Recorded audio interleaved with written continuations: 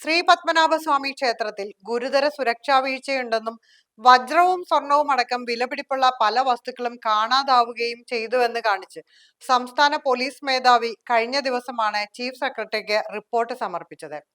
എന്നാൽ ഇപ്പോൾ പോലീസ് നൽകിയ ഈ റിപ്പോർട്ടിൽ ദുരൂഹത ആരോപിച്ച് ക്ഷേത്ര സമിതി രംഗത്തെത്തി. ഭരണസമിതി അംഗങ്ങളിൽ നിന്നോ ഉദ്യോഗസ്ഥരിൽ നിന്നോ വിവരശേഖരണം നടത്താതെയാണ് പോലീസ് റിപ്പോർട്ട് തയ്യാറാക്കിയിട്ടുള്ളതെന്നാണ് ക്ഷേത്ര ഭരണസമിതി പറയുന്നത്. ക്ഷേത്രത്തിലെ അമൂല്യ നിധിശേഖരത്തിന്റെ വിവരങ്ങൾ മുൻപൊരിക്കൽ പുറത്തു വന്നിരുന്നു. അതിനെ തുടർന്ന് ക്ഷേത്ര സുരക്ഷ ഡെപ്യൂട്ടി പോലീസ് കമ്മീഷണർ റാങ്കിലുള്ള ഉദ്യോഗസ്ഥന്റെ മേൽനോട്ടത്തിൽ സംസ്ഥാന പോലീസിനെയാണ് ഏൽപ്പിച്ചിരുന്നത്.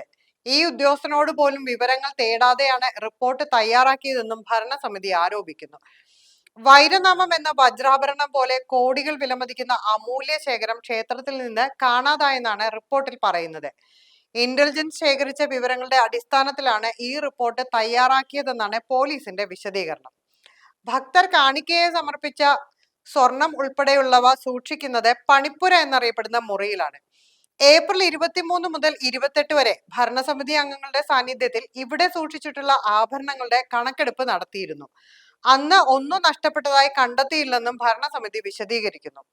പോലീസിന്റെ റിപ്പോർട്ട് പുറത്തു വന്നതിന് പിന്നാലെ ക്ഷേത്ര ഭരണസമിതി ആഭ്യന്തര അന്വേഷണത്തിന് അഡ്മിനിസ്ട്രേറ്റീവ് ഓഫീസറെ ചുമതലപ്പെടുത്തി.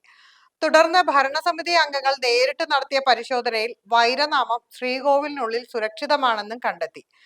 നിത്യോപയോഗ വസ്തുക്കളുടെ കൃത്യമായ കണക്കുകൾ സൂക്ഷിച്ചിട്ടുണ്ടെന്നും ഇവ ഓഡിറ്റിന് വിധേയമാക്കിയിട്ടുള്ളതാണെന്നും ക്ഷേത്ര അധികൃതർ പറഞ്ഞു. ഭരണസമിതി ചെയർമാനും അഡീഷണൽ ജില്ലാ ജഡ്ജിയുമായ KP അനിൽകുമാർ, അംഗങ്ങളായ ആദിത്യവർമ്മ, കരമന ജയൻ, വേലപ്പൻ നായർ എന്നിവരുടെ പരിശോധനയിലാണ് അമൂല്യ ശേഖരങ്ങളും മറ്റു സാധനങ്ങളും അവിടെയുണ്ടെന്ന് സ്ഥിരീകരിച്ചത്. ഭക്തർ കാണിക്കയായി സമർപ്പിച്ച ഏകദേശം 78 ഗ്രാം സ്വർണ്ണക്കട്ടികളും നാണയങ്ങളും കാണാതായി. വൈരനാമം കൊണ്ടുപോയിട്ട് 6 മാസം കഴിഞ്ഞു, തിരികെ കൊണ്ടുവന്നില്ല. രാജകുടുംബവുമായി ബന്ധമുള്ളവർ സുരക്ഷാ പരിശോധനയില്ലാതെ ക്ഷേത്രത്തിൽ പ്രവേശിക്കുന്നു എന്നിങ്ങനെയാണ് റിപ്പോർട്ടിലുള്ളത്. എന്നാൽ രാജകുടുംബാംഗങ്ങൾ പ്രവേശിക്കുന്ന വഴിയിലൂടെ രാജകുടുംബാംഗങ്ങളല്ലാതെ മറ്റാരും കയറാറില്ലെന്നും അധികൃതർ വ്യക്തമാക്കി. ഇതിനിടെ കവടിയാർ കൊട്ടാരത്തിൽ നടന്ന മോഷണത്തിലെ അന്വേഷണം നിലച്ചു. 2 കോടി രൂപ വിലമതിക്കുന്ന ആഭരണങ്ങളാണ് മോഷണം പോയത്. രാജകുടുംബാംഗങ്ങളിൽ നിന്ന് മൊഴി രേഖപ്പെടുത്തിയ ശേഷമാണ് അന്വേഷണത്തിൽ നിന്ന് പോലീസ് പിൻവാങ്ങിയത്.